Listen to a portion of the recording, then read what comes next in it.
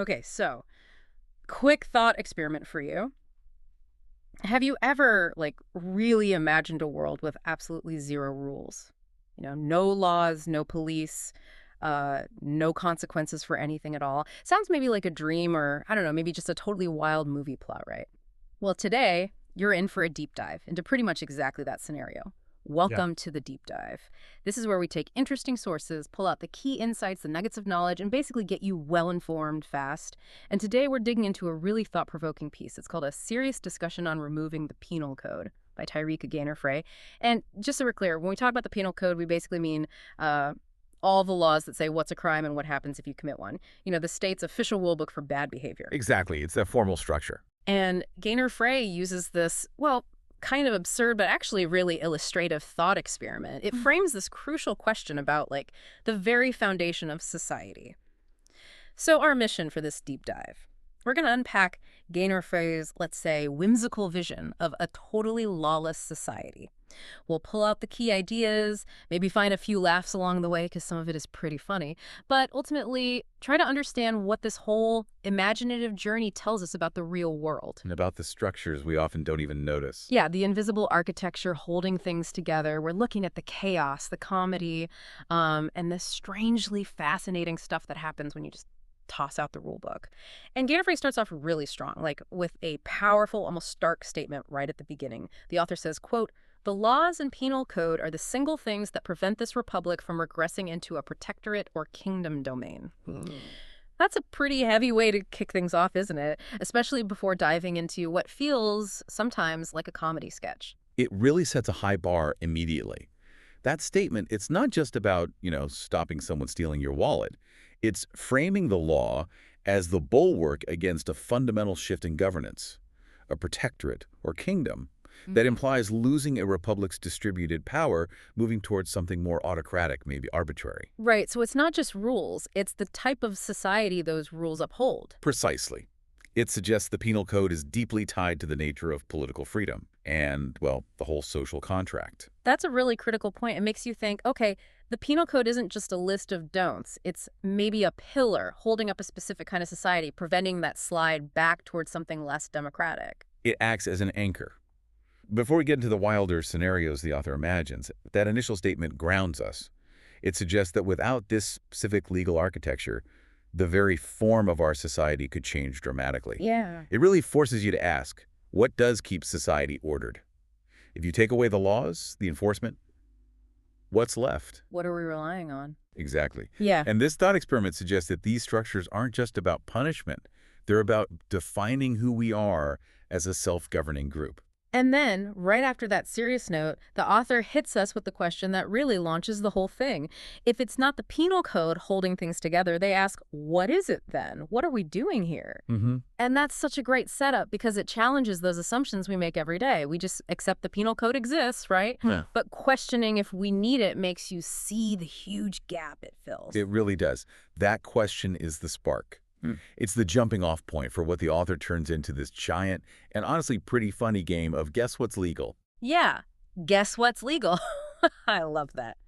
It makes you wonder, though, how fast things would actually go from, a quirky thought experiment to total breakdown. Okay, so let's dive into that vacuum Gaynor-Fray creates. This world as a giant game of guess what's legal. And the examples are instantly relatable and instantly chaotic. My favorite has to be the sandwich heist. Yeah. Just picture it. You're sitting there about to eat your lunch and someone just wanders over, grabs your sandwich. Yep. And basically says, hey, no big deal, right? There's no law saying I can't. And what's really telling about that simple example, it's not just losing your lunch, is it? Yeah. It's how fast it highlights the breakdown of the sort of unspoken rules. Yeah. The psychological contract we have in public spaces. Yeah, basic assumptions. Right. It's not just stealing. It's the erosion of civility, of predictable behavior that lets us coexist without being constantly on guard. If stealing isn't legally wrong, maybe it stops feeling morally wrong to some people too. Public trust just vanishes. Totally. Because, yeah, in that world, why not take the sandwich? It's only stealing if a law defines it that way. Makes you realize how much behavior is shaped just by knowing there's a rule, even for small stuff. Take away the rule and poof, the fabric starts to fray. Over a sandwich. And it escalates quickly from sandwich theft to, well, genuine danger. If basic property isn't safe, what about safety itself? Like on the roads, The source gives this image of someone just blasting down the highway at, what, 150 miles per hour? Yeah, just zooming past. With zero consequences. Maybe they give you a wink and a thumbs up. Or like, oops, did I cut you off? My bad. But hey, no penal code, so guess I'm golden. That scenario, I mean, that's just a recipe for daily absolute chaos. Imagine commuting to work where every driver interaction is completely unregulated. That's okay. Those little acts, the sandwich, the speeding, they build up fast. Yeah. It tells you a lot about the trust we put in others because consequences exist, doesn't it? Yeah, definitely. You just assume people won't drive like maniacs because they could get in trouble. And it shows that safety laws aren't just there to restrict us. They create a baseline of mutual responsibility. Okay. Without them, my freedom to drive 150 mile per hour directly threatens your freedom to, arrive safely. So it's not really freedom, it's just danger. It's a state of constant anxiety, I'd imagine. Every interaction is potentially a conflict. So if individual actions get this chaotic, what happens to the whole idea of crime and justice? If there are no penalties, Gaynor-Fray suggests crime itself could become like a hobby, a recreational activity. Can you picture that? People gathering to see who can break the most laws by lunchtime. The image is absurd, yes. Okay, team, today's challenge: synchronized shoplifting. Or like workshops on how to rob a bank without actually robbing anything, whatever that means. Or how to start a food fight in a 5-star restaurant with class. Yeah. It's obviously satirical, but what's the underlying point? What does this dark humor tell us about why we have rules against this stuff? Well, it highlights that laws don't just deter bad behavior through punishment. They also perform an expressive function. Expressive. How so? They express what society collectively values, what it considers right and wrong, acceptable or unacceptable. When you remove that formal disapproval, that shared no backed by consequences, the very idea of a crime or a transgression starts to lose its meaning. It blurs the line between genuine harm and just, weird behavior. So it's like if there's no rule saying don't do it, maybe it's not really bad. For some, perhaps. It speaks to that human tendency to push boundaries. Without a clear societal stop sign, some people will inevitably explore the why not. Okay, so if crime's a hobby, the whole court system obviously just falls apart. The author imagines the new court system becoming something like Comedy Central. Right. Instead of judges and juries, you get reality TV shows settling disputes like the Great Robbery Debate, arguing cases in front of a live studio audience. And the twist: the winner gets to decide if they want to be the thief or the victim for the day. That satire, it really throws into relief the things we take for granted about our actual justice system, however flawed it might be. Things like impartiality, due process, consistent standards. Yeah, things that aren't about audience votes. Exactly. Formal trials aim for some kind of objective truth, or at least a structured process to find it. Replacing that with a popularity contest or entertainment, it shows why we need systems that deliver predictable, consistent, reasonably fair resolutions, not just ratings or arbitrary wins. Or my personal favorite, accused of pushing someone into a fountain. Your fate is decided by who has the better moonwalk.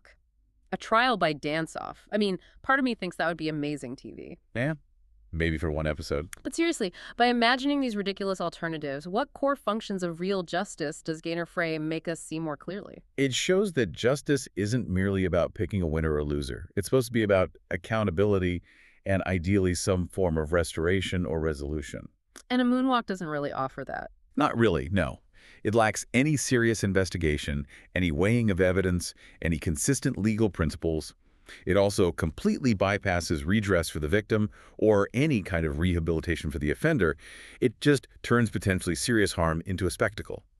It underscores that a functional legal system, for all its problems, aims for something much deeper than just entertainment. It's about truth, remedies, and maintaining social peace through a consistent framework. Okay, so no real courts, no real consequences.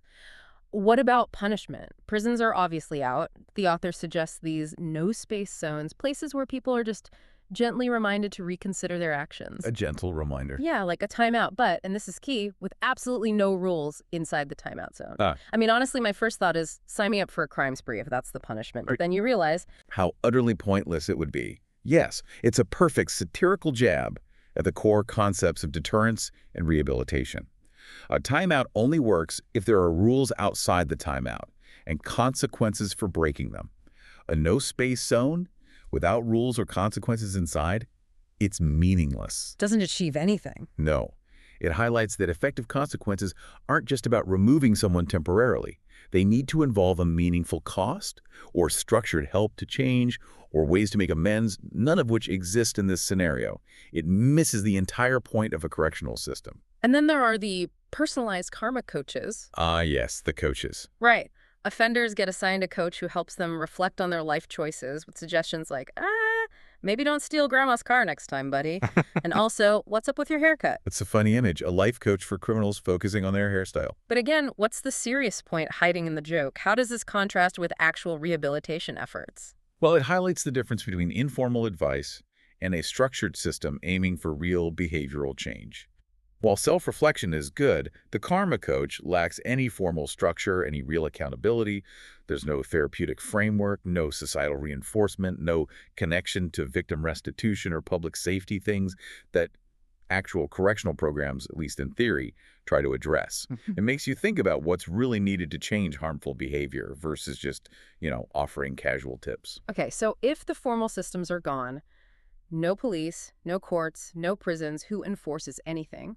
According to Gaynor-Fray, the new sheriff in town is social media. An interesting and perhaps predictable turn. Yeah, the moment you do something wrong, people would tweet, just witnessed at Johnny Lawbreaker swiping an apple from the stand. Let's make this trend. Hashtag stop Johnny Steals. Right, viral hashtag justice. The hashtag goes viral. Maybe you're forced into a public apology party broadcast live on TikTok, of course. This is actually a really insightful part of the piece, I think, because in the absence of formal law enforcement, informal social controls would likely become much stronger, and social media is definitely a powerful tool for that. But it also immediately flags the dangers. Mob mentality, instant judgment, cancel culture, without any due process. There's no impartial investigation, no standard of proof, no right to defense. Justice becomes fast, public, often way out of proportion, and very performative. Yeah, performative is a good word, like being tagged in memes. When you forget the penal code exists and steal a candy bar, maybe with a gif of a dancing avocado. Oh. The author really nails the dark humor there. Accountability reduced to viral shaming. Imagine the psychological toll of that being your only justice system. It's funny, but also kind of horrifying. It is, and it implicitly argues for the value of formal legal systems, which, again, despite their flaws, are supposed to provide a more structured, evidence-based, and hopefully fairer process. Social media can exert pressure, sure, but it often lacks nuance, investigation, and any real potential for restoration.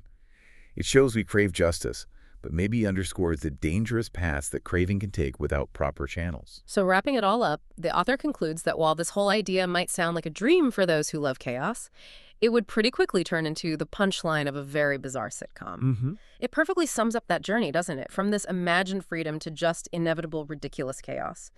The humor really drives home the underlying point by making the consequences feel so immediate and, well, personal, like your sandwich getting stolen. Exactly. And that brings us right back to Gaynor-Fray's serious opening statement.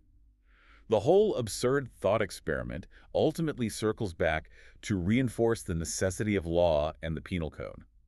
Not just as a list of things you can't do, but as the fundamental architecture that allows a complex free society to even function.